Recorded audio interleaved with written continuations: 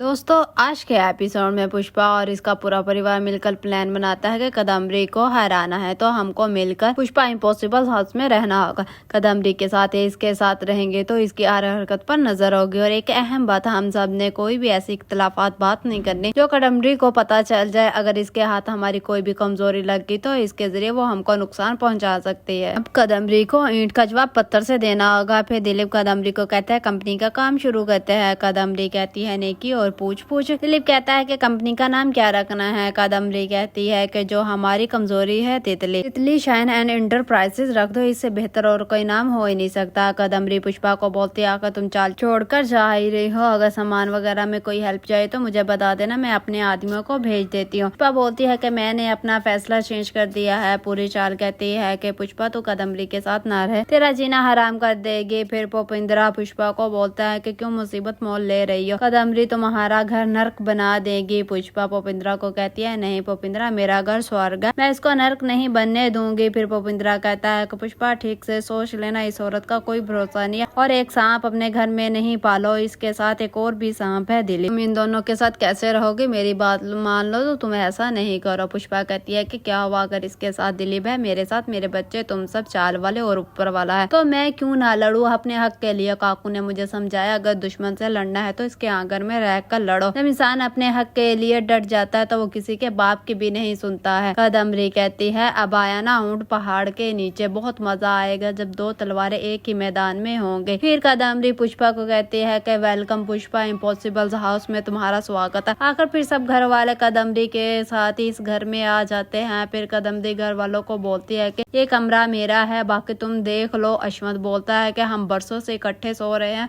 तुम अपनी देख लो, हमारी टेंशन नहीं लो। डिप्टी अश्वंत को बोलती है कि पहली बार ट्विंस इकट्ठे हुए थे तो सोचा था बर्थडे धूमधाम से मनाएंगे, अब तो घर भी अपना नहीं। अश्वंत कहता है जिस तरह के हालात चल रहे हैं बर्थडे मनाना मुश्किल है। डिप्टी कहती है कि चलो ठीक है, नेक्स्ट टाइम हम बर्थडे मना लेंगे। पुष्पा कहती है हालात जैसे भी हो हम बर्थडे जरूर मनाएंगे, दोनों का बर्थडे एक साथ मनाने का मौका मिला तो हम जरूर सेलिब्रेट करेंगे, बच्चों की खुशियों में कमी नहीं आनी चाहिए। कदम्बरी तितली के पास आती है और कहती है कि कल तुम्हारी बर्थडे है, तूने अपनी माँ से क्या गिफ्ट लेना है। तितली कहती है मैंने अपनी माँ को बता दिया है। कदम्बरी कहती है कि मैं अपनी बात कर रही हूँ बेटा। तितली बोलती है कि डिप्टी मेरी माँ है। कदम्बरी कहती है पहले तुमने जो कुछ अपने बर्थडे के लिए मांगा मैंने वो तुमको ला कर दिया, अब भी बोलो बेटा। तितली कहती है कि आपने मुझे पहले ही गिफ्ट दे दिया, हमारा घर छीन कर। डिप्टी माँ ने बोला है कि डेंजरस लोगों से बात नहीं करनी है, इसलिए मुझे आपसे बात नहीं करनी है। कदम्बरी सोचती है तितली तो ऐसा कैसे सोच सकती है, मैं तेरी माँ हूँ, तेरे लिए मैं सब कुछ कर रही हूँ। तितली पुष्पा को बोलते हैं हमने सेलिब्रेट नहीं करनी है अपनी बर्थडे। पुष्पा कहती है बच्चे हालात देखो उदास हो रहे हैं इसलिए मना कर रहे हैं। दूसरी तरफ रोशन आता है तितली को मनाने, हम बर्थडे जरूर मनाएंगे, तुम्हारी बर्थडे पर मैंने स्पाइडरमैन को भी बुलाया है। जस्सीपुरे को पुष्पा पूछती है कि सुप्रीम कोर्ट की डेट आई कि नहीं। जस्सीपुरा कहता है कि जल्दी आ जाएगी। पुष्पा कहती है सुप्रीम कोर्ट के फैसले से ही कुछ हो सकता है, यही आखिरी उम्मीद है घर वापस लेने की। कदम्बरी ये सब कुछ देखकर बोलती है हो ना हो पुष्पा अभी भी केस के पीछे है। फिर सब घर वाले बर्थडे सेलिब्रेट करते हैं। तितली बोलती है कि जब तक स्पाइडरमैन नहीं आएगा मैं केक नहीं काटूंगी। फिर अचानक से एक एक करके स्पाइडरमैन आता है और सब घर वाले हैरान हो जाते हैं स्पाइडरमैन को देखकर। नेक्स्ट एपिसोड में हम दिखाएंगे स्पाइडरमैन के रूप में कौन आया है, या क्या ये भी कदम्बरी की कोई नई चाल है क्योंकि स्पाइडरमैन ने आने से इनकार कर दिया था। दोस्तों अगर आपको मेरी वीडियो पसंद आई है तो कमेंट्स बॉक्स में अपनी राय का इजहार करें। Thank you.